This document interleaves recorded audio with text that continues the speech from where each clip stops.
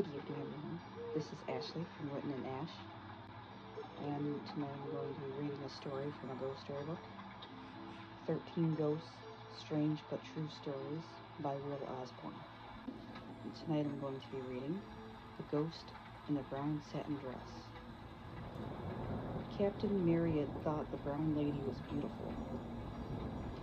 As he got ready for bed that night, he had to admit her portrait looked a little more ominous in the flickering candlelight than it had in the bright light of day. But he certainly wasn't frightened, and he definitely didn't expect to meet the ghost. Captain Marriott was part of a large weekend party staying at the beautiful estate called Rainham Hall in Norfolk, England. When he asked his hostess about the famous ghost of Rainham Hall that afternoon, Lady Townshend took him to see the painting that hung in the cedar-paneled bedroom on the second floor. "So this is the famous brown lady of Rainham Hall," Captain Marriott had said, gazing at the portrait of the aristocratic young woman in the brown satin dress.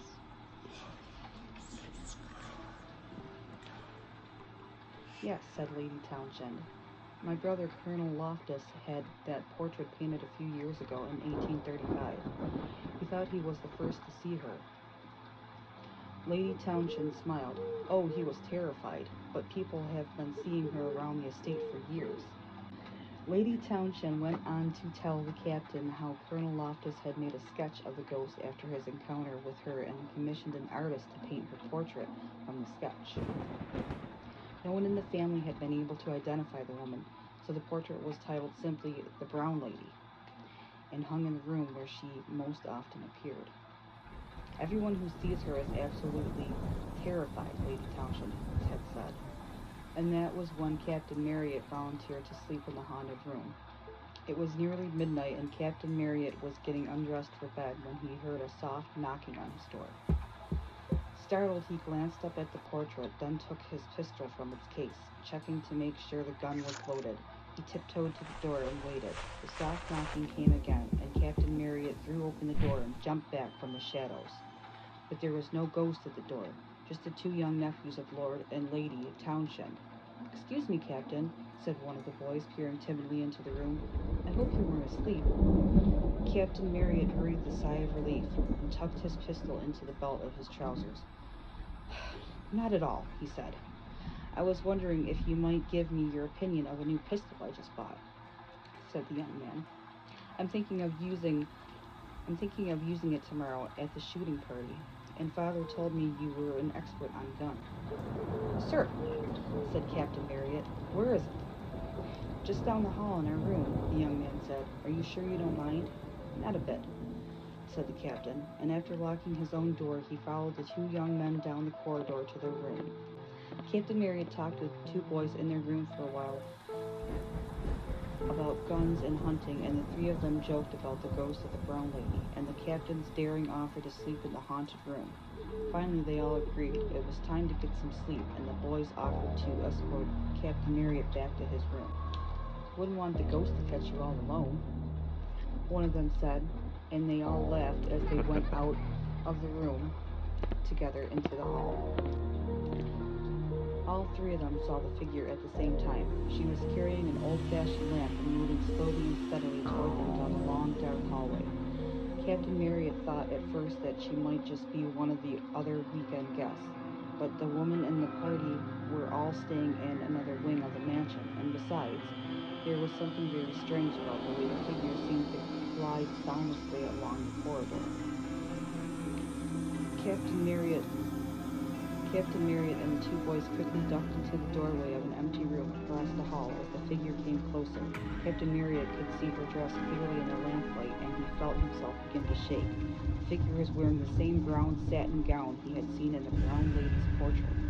The figure continued to glide closer until it was directly opposite the doorway in which Captain Marriott was hiding with the two boys. Then it stopped. The Lifting the lamp slowly to her face, the woman in brown turned and smiled wickedly at the captain.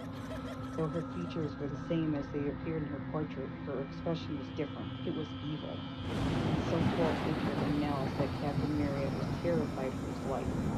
Pulling a loaded pistol from his belt, Captain Marriott leaped into the hall and fired point blank at the figure. The silence was shattered by the shot, but the figure did not move.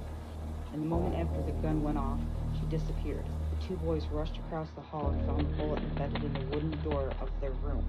It had passed right through the figure's body, and the captain was left with only his smoking gun and the memory of the phantom's evil smile.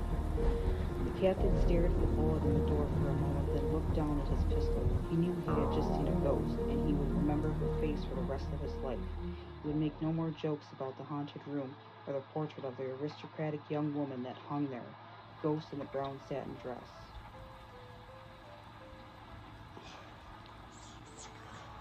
After that night, the figure of the brown lady was not seen again for nearly 100 years. The portrait was sold at an auction in 1904, and at that time she was identified as Dorothy Walpole, the sister of England's first Prime Minister. Dorothy Walpole died at Rainham Hall in 1726,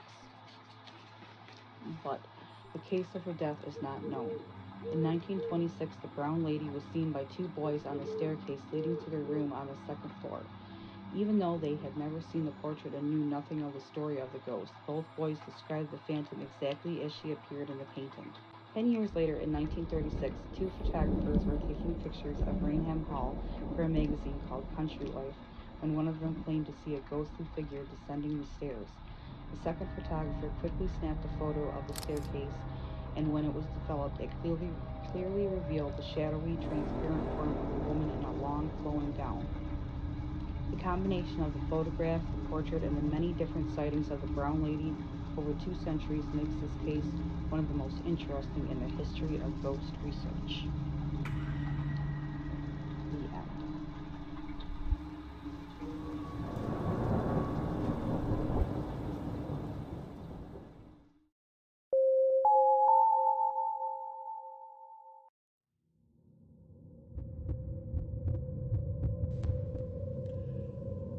Don't be scared. Like, subscribe, share.